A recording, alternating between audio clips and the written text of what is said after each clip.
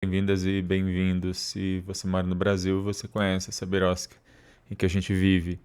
Há muito tempo que a discussão sobre provas obtidas por meio ilícito e toda uma tentativa de órgãos de acusação, Ministério Público e determinados setores do Poder Judiciário se flexibilizar o uso de prova obtida por meio ilícito com violação de direitos fundamentais, tudo em nome de uma pretensa punição, de que a Constituição ela daria garantias demais.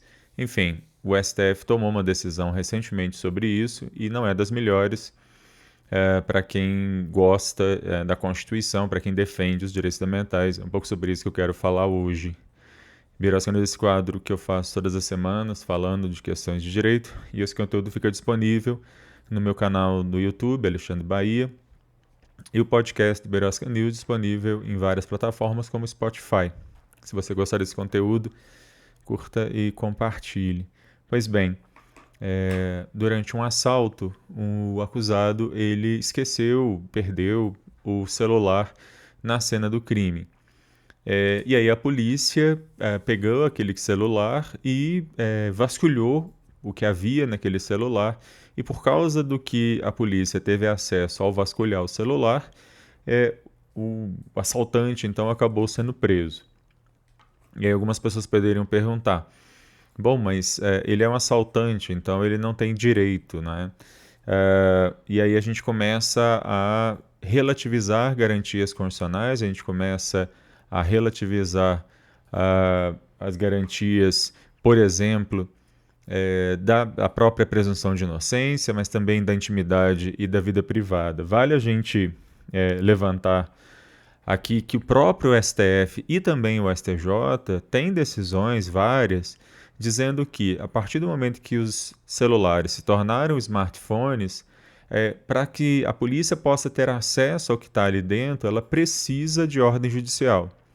E não existem exceções com relação a isso. Inclusive, a própria questão de que o acusado poderia dar acesso sem sem uma comprovação de que a polícia não fez isso forçando a barra, enfim, já é bastante criticado. Quanto mais ter esse acesso sem ordem judicial.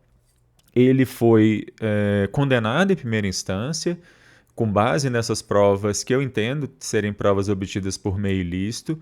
Quando chegou na segunda instância, ele foi absolvido, e ele foi absolvido exatamente por causa que o tribunal então usou a jurisprudência do STF e do STJ, ou seja, o tribunal foi coerente com a jurisprudência estabelecida pelos tribunais superiores com relação à matéria.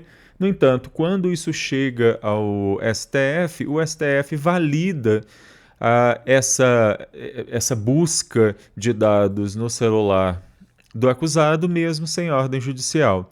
O que é mais chocante nessa decisão é que o voto da maioria menciona, inclusive, que isso só foi possível de ser feito, né, essa busca sem ordem judicial, exatamente porque ela aconteceu antes de 2022, ou seja, antes da aprovação da emenda constitucional número 115, que coloca a proteção de dados como um direito fundamental, além do próprio marco civil da internet. O que é muito estranho, então, nessa história é que o próprio STF reconhece que a legislação atual, a legislação que existe no momento em que ele vai julgar esse recurso, não permitiria, ou seja, não é mais só uma questão de jurisprudência, a própria legislação, a própria Constituição já não permitiriam mais essa busca e apreensão, essa vasculhamento dos dados sem ordem judicial.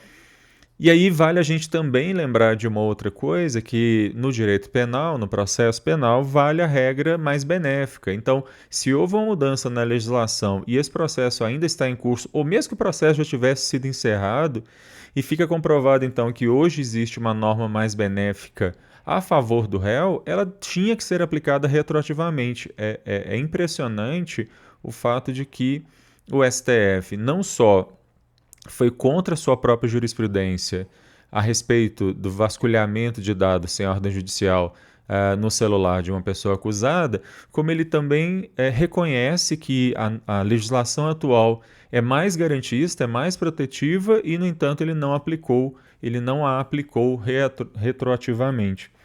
Esse é um caso que tem repercussão geral, a tese da repercussão geral ainda não foi fixada.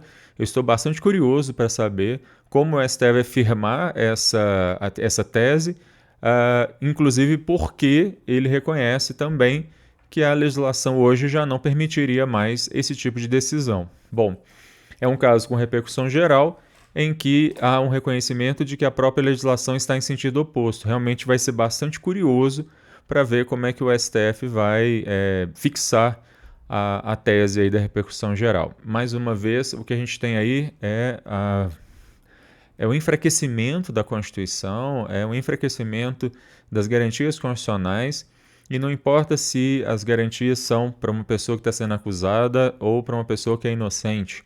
As garantias devem valer para todas e todos, e a gente só fica mais vulnerável quando esse tipo de coisa, quando esse tipo de decisão acontece. Bom, eu vou ficando por aqui. Se você gostar desse conteúdo, curta, compartilhe. A qualquer momento eu volto falando de mais alguma questão maluca, absurda e estapafúrdia que acontece nessa beirosca de país. Tchau.